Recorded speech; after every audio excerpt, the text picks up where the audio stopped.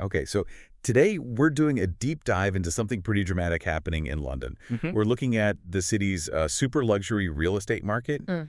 It seems to have hit the brakes hard. Hmm. The sources we've looked at point towards a kind of wealth exodus. And interestingly, it seems driven almost entirely by recent policy changes. Yeah, it's quite a picture. Policy decisions having such a direct, almost immediate impact.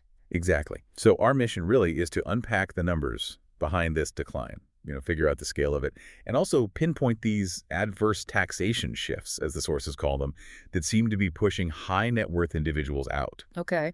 And the headline numbers, well, they really grab you.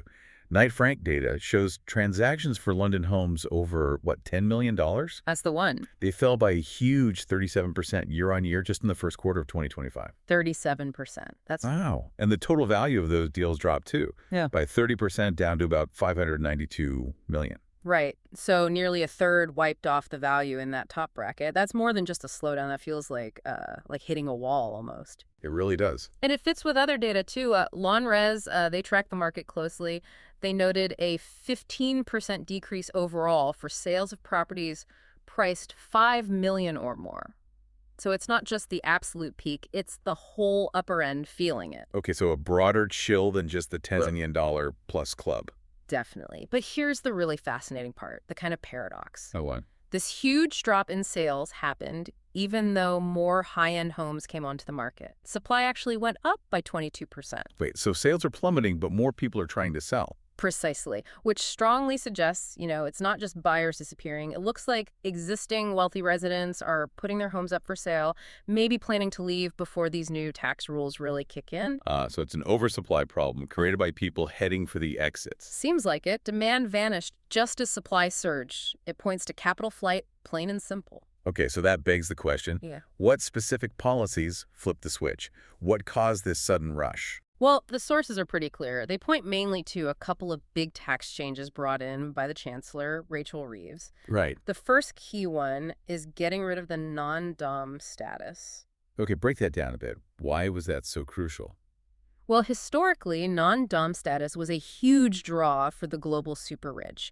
It meant if you lived in the UK but claimed your permanent home, your domicile, was elsewhere, you didn't have to pay UK tax on your earnings from outside the UK. So you could live in London but keep your vast international wealth largely untaxed by the UK. Exactly, a massive incentive. And now, poof, it's gone. Okay, that's one major pull factor removed. What else? The second big hit is the change to inheritance tax, a new 40% rate, but crucially, it now applies to global assets. Global assets, not just UK-based ones. That's the change. Before, it mainly hit assets physically in the UK.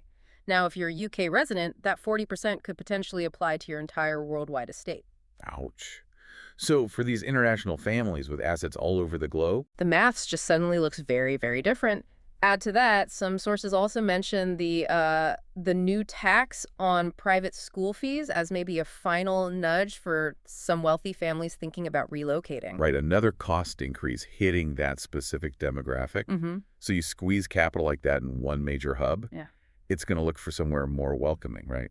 Absolutely. And we see that playing out. Look at the contrast with other global luxury markets. Dubai. Dubai is a prime example. While London's high-end market is struggling, Dubai saw I think it was a 5.7% increase in sales of those $10 million plus properties. Wow, a direct beneficiary, it seems. It seems so. They have a deliberately low-tax environment, and it appears to be attracting the kind of wealth that might be leaving London. And that global competition, that must put immense pressure back on sellers in London. Oh, definitely. You see it in the numbers. Lonres, again, they reported a 45% jump in price reductions compared to the year before. 45% more sellers cutting their asking price. That sounds like desperation. It certainly suggests a shift in power towards buyers, or what few buyers are left. And you hear anecdotal evidence, too. Like what? Well, there was a quote from Magda Wierzicka, founder of Bravos.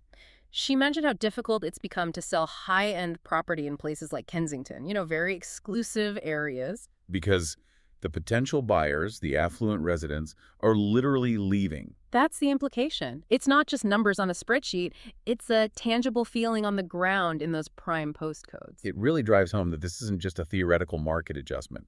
There's real pressure. Right. And if you connect this to the bigger picture, Liam Bailey from Knight Frank made a key point. He Hmm. basically said the UK can't just trade on its past reputation anymore. It needs a proactive strategy. Exactly. To stay competitive with places like Dubai that are actively rolling out the red carpet for global wealth, the UK needs a clear plan to attract or at least retain that kind of international capital. It can't just assume people will come.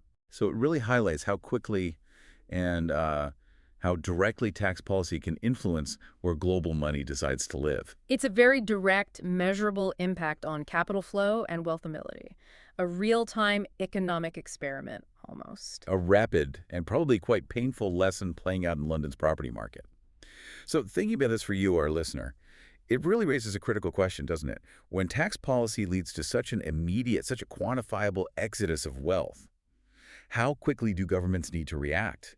How fast must they adjust their strategies or maybe rethink their goals to find that balance between raising revenue domestically and staying competitive in a really fierce global market? A tricky balancing act. Definitely something to think about as London's luxury market sort of holds its breath, waiting to see what happens next.